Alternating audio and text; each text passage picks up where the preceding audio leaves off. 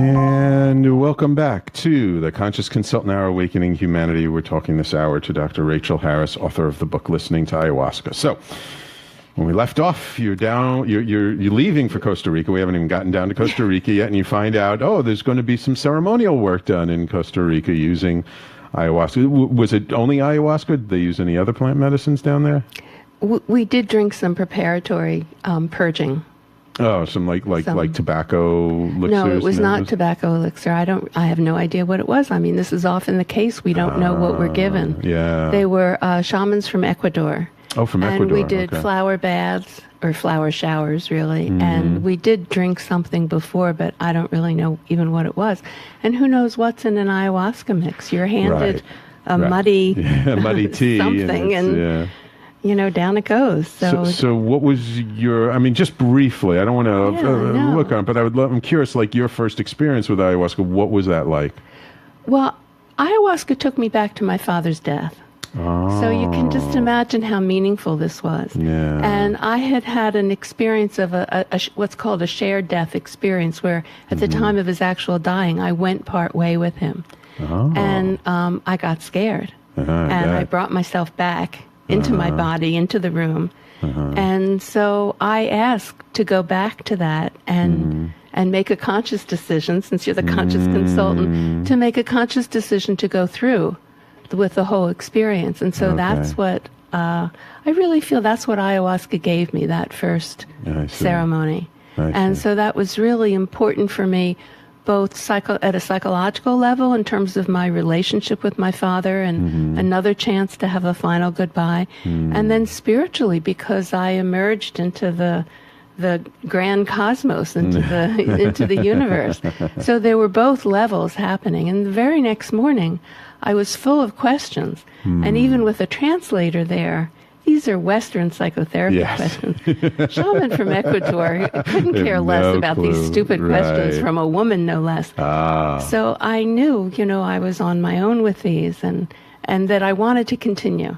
When I arrived back in the States, I called everyone, right? And I said, I found the fountain of youth. What better advertisement for people my age?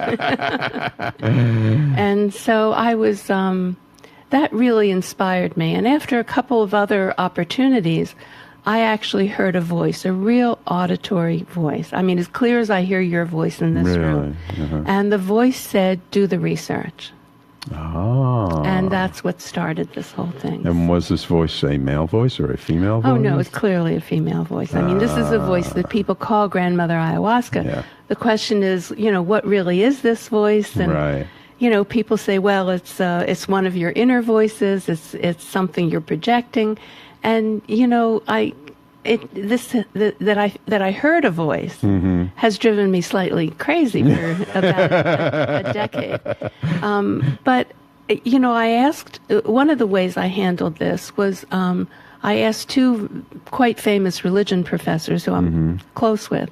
And it was Bob Foreman on the East Coast, and he's an expert on mysticism. Right. And I asked him, and his answer was very clear, we don't know.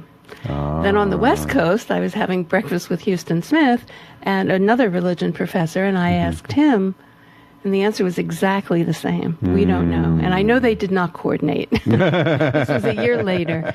But that, because they're such experts, their response kind of gave me permission to admit, I don't know, and to hang out in that mystery.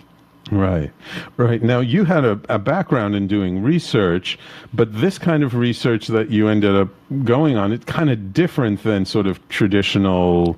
Oh, I had no controls. It was underground research. I had no way to control anything. Now, you made a very specific choice to study people who've experienced the medicine here in the United States or in North America. Why that? Well, here's my professional answer. My professional answer is I was interested in how Westerners were using this medicine. Okay. And I wasn't focusing on the experiences. Right. There's actually good research about that and a lot of first-person reports. Right. As a therapist, I was asking research questions. How do you change? What's different about you? How is your life different?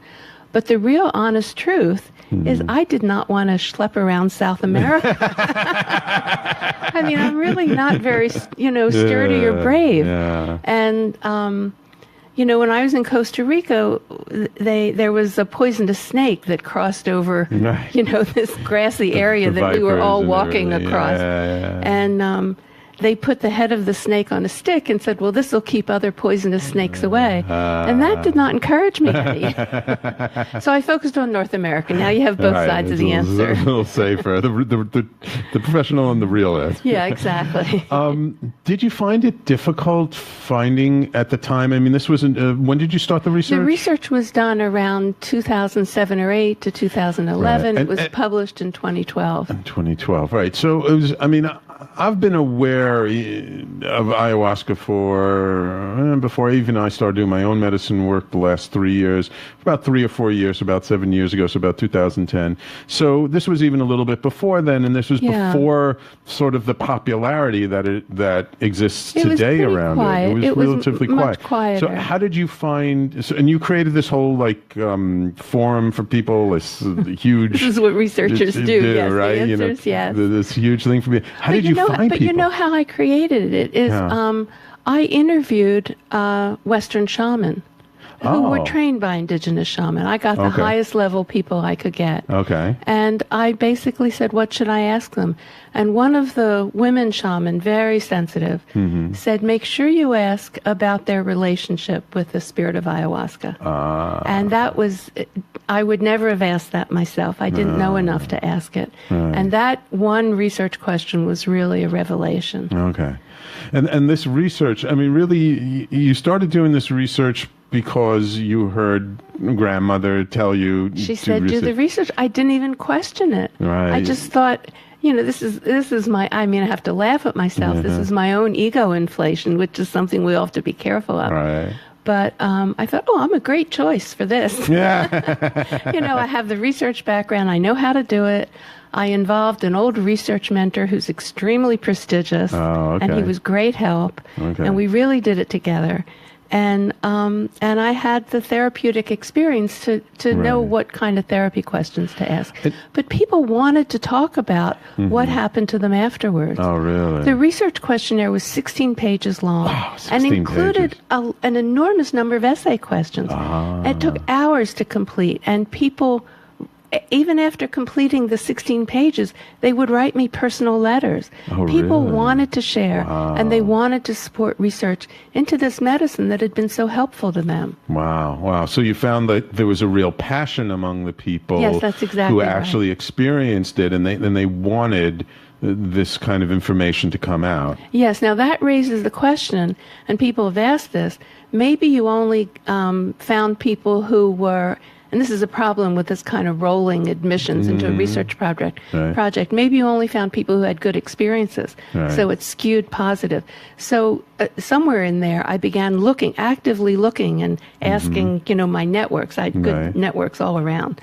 Asking my networks for bad experiences. And I interviewed a lot of the people with bad experiences. And we would go through really difficult, challenging, miserable stories. And then they would say, but I learned so much. It was so helpful for me. I would do it again. Yeah. Now, that's not exactly a bad trip that's damaging. Or, there are stories of bad trips where people are anxious for months afterwards.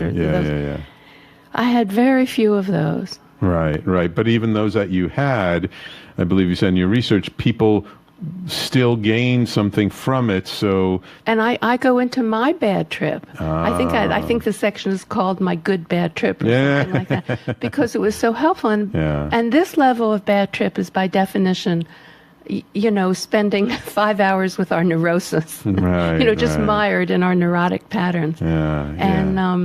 You can get a lot of so there's value. So even though it was unpleasant, let's not call it. It's not to say a bad trip. It was unpleasant. It was uncomfortable. Yes. But there was still therapeutic value. Yes, there was great. In some ways, more therapeutic value than when the unpleasant. It's hard. I can't prioritize. Yes, they were. True. Yeah, and people generally found these really challenging experiences to be therapeutic. Yeah, I personally know people who have done various ceremonial work, and what I've observed of them just myself is that usually the most growth happened after a very unpleasant ceremony.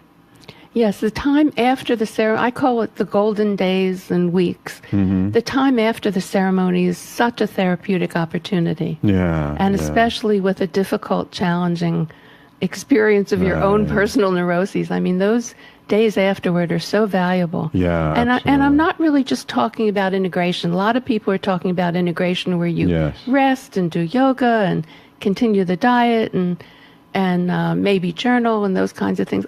I'm a therapist. I'm talking about therapy.